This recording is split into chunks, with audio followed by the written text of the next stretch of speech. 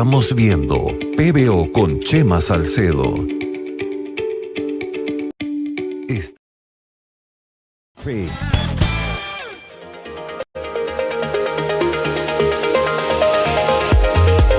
Ahora PBO Vía Claro TV en el canal 18 SD y 515 HD. Disfrute de la programación de PBO las 24 horas del día. La señal de PBO está disponible en cable a nivel nacional. Encuéntrenos también en DKR Visión, Supercable TV, Cable Max Siglo XXI, Telestar, Cable TV, Cable Mundo y Usarred Perú. Sintonice PBO. Señoras y señores, el doctor José Luis Ardón, usted lo conoce, ha estado antes en el programa, ha sido integrante del Tribunal Constitucional. Por supuesto, sus opiniones no se circunscriben solo al Tribunal Constitucional, pero cada vez que hay algo al Tribunal Constitucional, uno de los llamados es José Luis. ¿Qué tal, José Luis? ¿Cómo te va? Encantado, Chema. Mira, estamos viviendo el auge del perro, Sí. y de las mascotas en general. El perro está a punto de ser incorporado a la familia, como un integrante más de la familia. Y ha habido este diferendo tremendo sobre si se admiten perros o mascotas en general o no en los edificios. Y hay una sentencia del tribunal diciendo que depende de la Junta de Propietarios. Lo cual, no sé si esto es así exactamente, lo cual esto molesta pues a muchos perrófilos. Así es. ¿Qué te parece esta sentencia del tribunal? Me parece una buena sentencia. Sé que ha sido tomada con voto dirimente del presidente. O sea, el presidente ha hecho valer 2 veces su voto, ¿no? Pero yo coincido con eso por un caso que tuvimos nosotros en que yo voté más o menos en el mismo sentido, ¿no? En este caso entiendo que se refiere no es exactamente un edificio, sino un condominio. Un condominio en la playa, así es. Pero nosotros sí vimos un caso de un edificio. En el edificio, la verdad, había el problema, ¿no? de un perro que ya tenía muchos años. El perro era un perro viejo, digamos, y que lo hacían subir por las gradas, porque las reglas del edificio no lo dejaban subir por el ascensor al perro, no dejaban meter Entonces, si solamente si nos hubiéramos enfocado en que al perro, considerando que el vecino pues tenía muchos años allí, y que me parece que había un cambio en el reglamento, ¿no? Que el cambio del reglamento no aplicara a ese perro en específico, yo hubiera apoyado eso, pero la mayoría de mis colegas quiso ir muy lejos, ¿no? Y quisieron impedir que las juntas de propietarios pudiesen prohibir el tener perros en el edificio. Entonces ahí yo no apoyé eso, ¿no? Yo voté para que las juntas de propietarios sí pudiesen decidir si podían o no haber perros en el edificio. Sí. Pero el pedido inicialmente era por el ascensor. Claro, el pedido era más circunscrito. El problema fue que quisieron expandirlo, el asunto. Sí, y fueron muy lejos, a mi criterio. Claro. En este caso, yo sí coincido con lo resuelto en la sentencia. La sensibilidad que tiene actualmente la sociedad peruana sobre especialmente perros, estoy hablando de mascotas en general, pero perros en particular, es esto impresionante. Nunca he visto una cosa igual. Todo el mundo tiene perros, todo el mundo defiende a los perros. Se arma escándalo de primera plana en la prensa por el tipo, con razón seguramente, el tipo que apuñala a este perro, esta perrita. Claro. Entonces nuestro estándar de sentimiento frente a los animales ha variado. Sí, efectivamente. ¿No? Entonces, claro, la pregunta es, el Tribunal Constitucional o la justicia en general, ¿qué tipo de sintonía debe tener con el estado de ánimo, que puede ser cambiante también, debo decir, de la sociedad? Sí.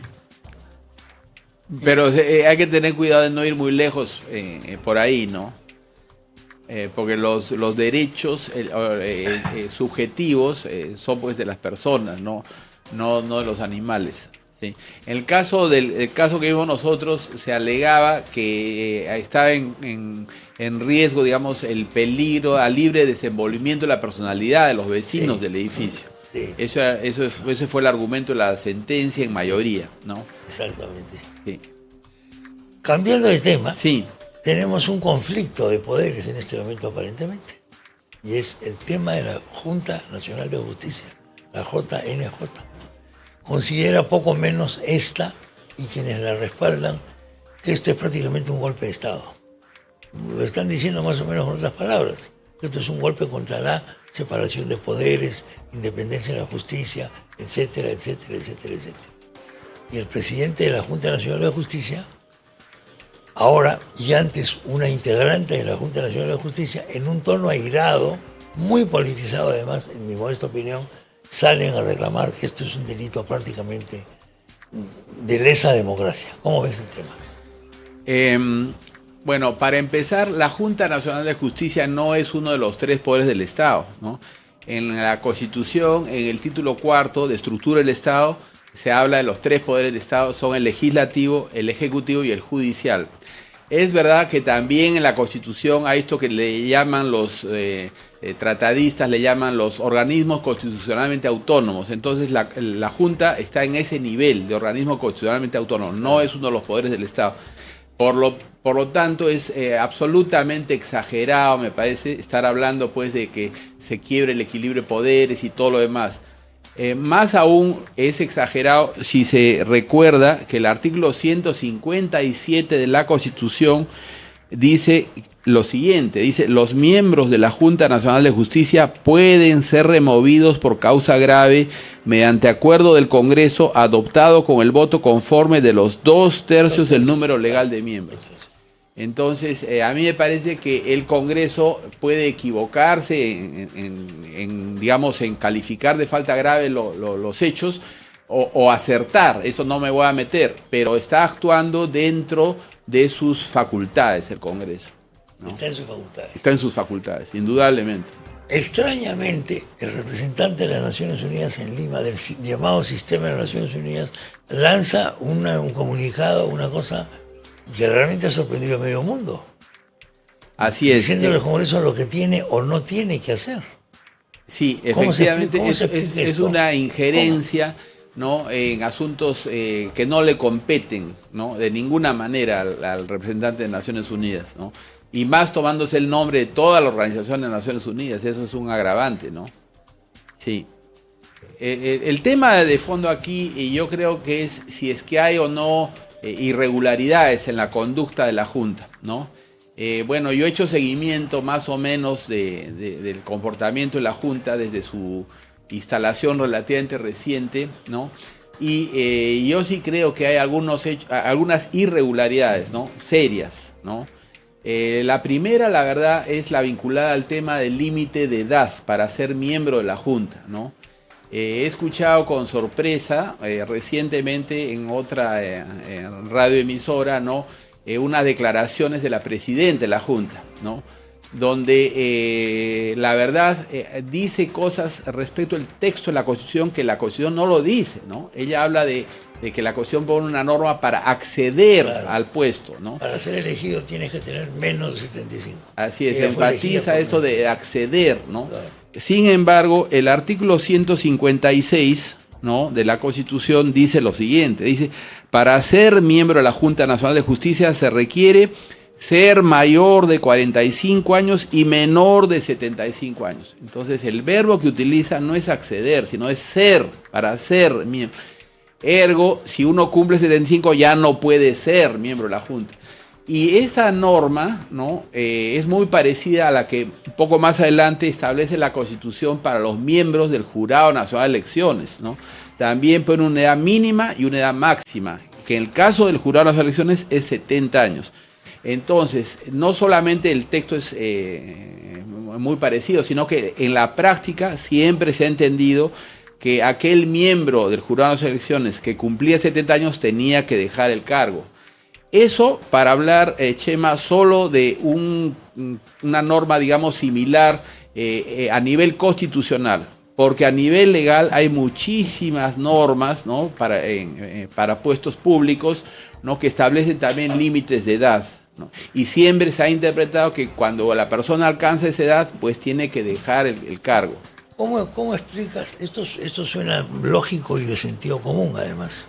Y además, de acuerdo con el texto explícito de la Constitución, porque eso no es interpretable, esto está escrito ahí. Pero ¿cómo explicas esa pertinacia de quedarse en el cargo? ¿Por qué ocurre eso? Bueno, ellos han han pretendido, digamos, sustentar su decisión, ¿no? En primer lugar, yo quisiera decir que yo no sé si todos han estado de acuerdo con esto, ¿no? De repente, en las actas de las sesiones de la Junta hay alguno que ha salvado su voto, no lo sé eso, ¿no? Pero ellos se han apoyado en un informe supuestamente técnico de Servir, ¿no?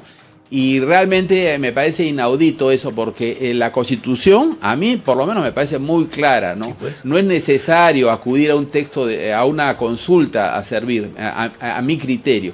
Si va a ser así tan complicado entender la Constitución, no tengamos Constitución. Claro. Que Servir nos diga cómo organizar el país, cuáles son los derechos, cuál es la estructura del Estado, porque los peruanos no sabemos leer, no entendemos lo que leemos, ¿no? Entonces, sí, me parece que esa recurrencia, el haber pretendido apoyarse en un informe supuestamente técnico, es muy equivocado, ¿no? Ahí han debido leer con tranquilidad lo que dice el texto constitucional, ¿no? Ver lo que dice para jurar unas elecciones, cómo se ha interpretado eso, si hubiera algún margen de interpretación, y tomar la decisión correspondiente, ¿no? ¿Por qué lo han hecho? Bueno, lamentablemente me parece que la única explicación posible sería pues que persiste la cultura que se trató de desterrar con la instalación de la Junta Nacional de Justicia, la cultura, digamos, del amiguismo, ¿no? Que había claramente con el Consejo Nacional de la Magistratura, ¿no? Cuando se conocieron los audios estos del escándalo que trajeron abajo al Consejo Nacional de la Magistratura en julio del 2018, si no me equivoco, ¿no? Eran conversaciones que no eran adecuadas, ¿no? Entre personas que tenían tanta responsabilidad.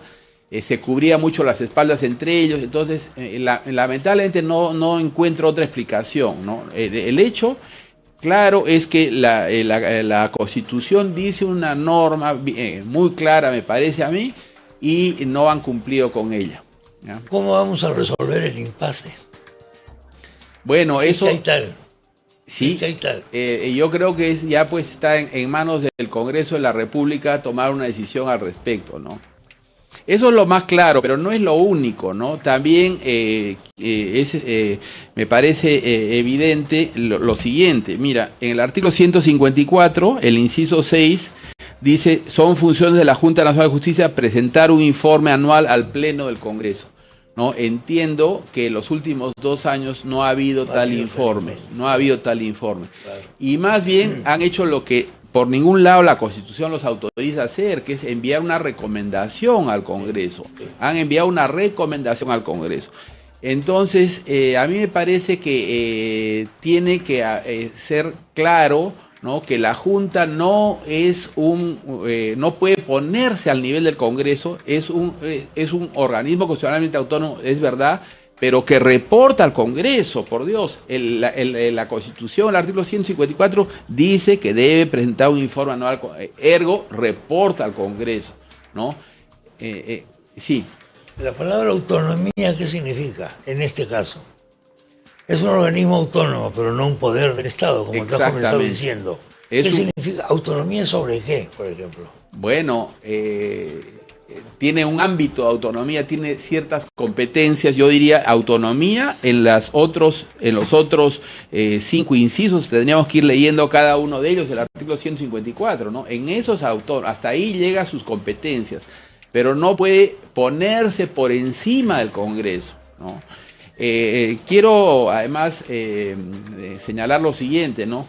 De todos los organismos, de estos organismos constitucionalmente autónomos, sí hay uno que de alguna forma la Constitución misma pone por encima del Congreso. Ese es el Tribunal Constitucional, ¿no? El Tribunal Constitucional no es parte de un título de la Constitución, es un capítulo, no es parte de un título, es un título en sí mismo, ¿no? Es el título 5º de la Constitución. Entonces, tanto por la estructura de la Constitución, ¿no? Como por la función que le entrega, allí es diferente.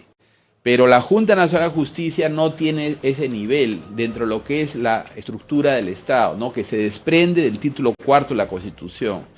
Entonces, a mí me parece que aquí también había un problema, ¿no? Un problema de incumplimiento, pues, con una función claramente establecida en el artículo 154. ¿Qué pasa si ocurre lo siguiente? Soy un juez X, tengo un diferendo con la Junta Nacional de Justicia. Esta me sanciona por una...